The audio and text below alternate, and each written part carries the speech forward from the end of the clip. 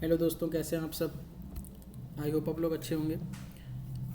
आज हम देखेंगे सिम कार्ड से रिलेटेड जो प्रॉब्लम आता है, इंसर्ट सिम का जो प्रॉब्लम आता है वो कहाँ से आता है और इंसर्ट सिम के टाइम आपको क्या चीज़ें चेक करनी होती हैं। तो यहाँ पे आपको एक आईसी, यहाँ पे आपको एक फ़ोन का सिम सर्किट दिख रहा है जिसके अंदर आपको यहाँ पे ये सिम कार्ड और एसडी कार्ड की जो जैक्स होती हैं वो आपको यहाँ पे लेआउट में नज़र आ रहा होगा। यहाँ पे एक जैक मैं दिखा देता हूँ जूम आउट करके।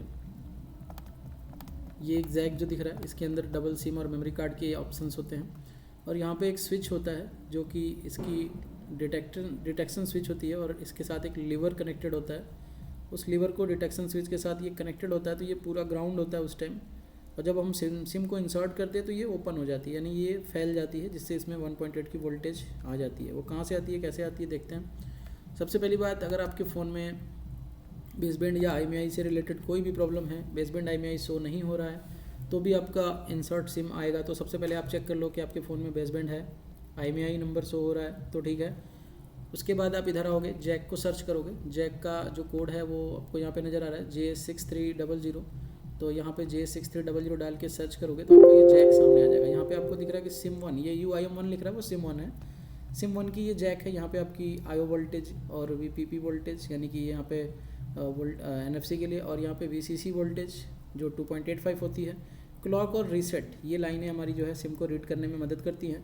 और इसकी IO वोल्टेज के ऊपर में जो डेटा लाइन होता है उस पर IO होता है। डेटा लाइन के ऊपर में 1.8 का पुल अप होता है। तो ये रजिस्टर्स आप चेक करो, तीनों यहाँ पे और दो यहाँ पे, 5 रजिस्टर्स जो सिम 1 के सेक्शन में है। ये 5 रजिस्टर में से कोई भी रजिस्टर ओपन होगा आपका सिम का रिलेटेड प्रॉब्लम आएगा। दूसरी चीज़, यहाँ पे सिम 2 का है ये, इसमें भी ऐसे ही 5 रजिस्टर आपको यहाँ पे देख लेंगे। ये जो 5 के 5 रजिस्टर्स हैं, ये पाँचों रजिस्टर्स की जो वैल्यू है वो सही होनी चाहिए।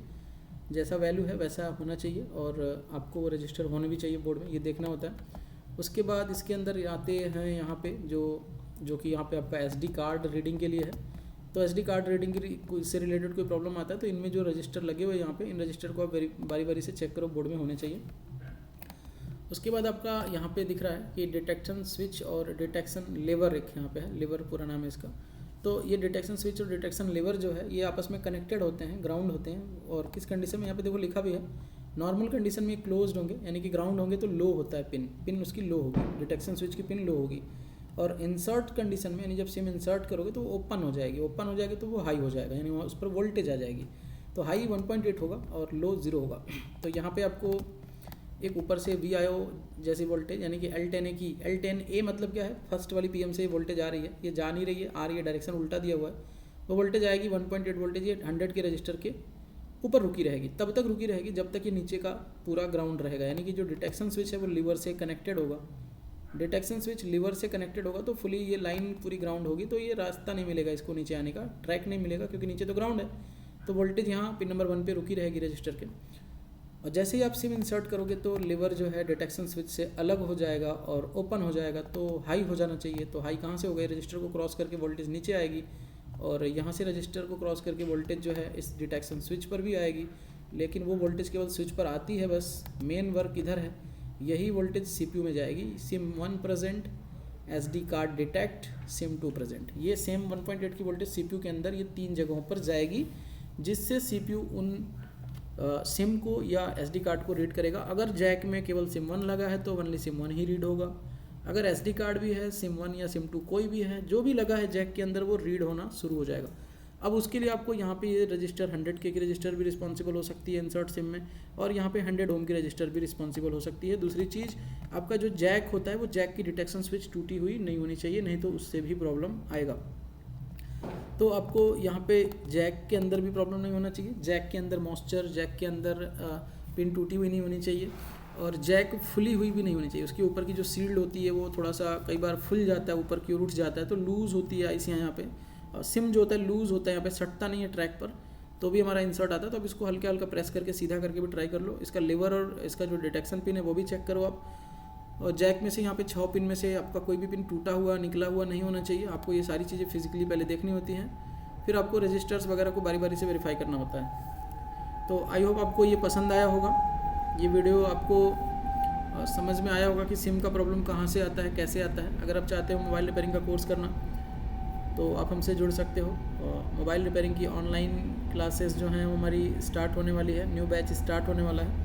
उसमें सीट की बुकिंग चल रही है, तो जिनको भी क्लास ज्वाइन करना है, अगर वो इंटरेस्टेड हैं एडवांस लेवल पे मोबाइल रिपेयरिंग सीखना, एडवांस लेवल पे लेटेस्ट सर्किट को सीखना, जो न्यू मॉडल्स के फ़ोन आ रहे हैं जिनके सर्किट चेंज हो रही है 4G 5G, उन सभी का पूरा इन्फॉर्मेशन मैं आपको दूंगा, जिससे कि आप जो है फ़ोन ईजिली रिपेयर कर पाओगे। अगर आपके पास वर्क एक्सपीरियंस है तो ही आप ऑनलाइन कोर्स ज्वाइन करो। वर्क एक्सपीरियंस मतलब कि आप कुछ दिनों से या कुछ सालों से मोबाइल रिपेयरिंग के फील्ड में हो, तभी आप ऑनलाइन करो। अगर आप एकदम फ्रेशर हो, आप पहली बार क्लास करने जा रहे हो, तो आपके लिए ऑनलाइन है ही नहीं, वो आप ऑनलाइन नहीं कर पाओगे। आपको पहले किसी इंस्टीट्यूट में जाना है या फिर मेरे पास ही आप आ सकते हो ऑफलाइन के लिए भी। तो आपको थोड़ा वर्क एक्सपीरियंस होना चाहिए काम करने का, जिससे कि आप ऑनलाइन क्लास ज्वाइन करके आप चीज़ों को ईजिली समझ सको। तो न्यू बैच स्टार्ट होने वाली है। स्क्रीन पर दे रहे नंबर या डिस्क्रिप्शन में दिए गए नंबर से आप जो है उस पर कांटेक्ट करके सीट की बुकिंग कर सकते हो, और सीट के बारे में व्हाट्सअप करके जो क्लास से रिलेटेड इन्फॉर्मेशन है, कोर्स से रिलेटेड इन्फॉर्मेशन है, वो आप ले सकते हो। तो मिलते हैं किसी नए वीडियो में नए टॉपिक के साथ। Thank you.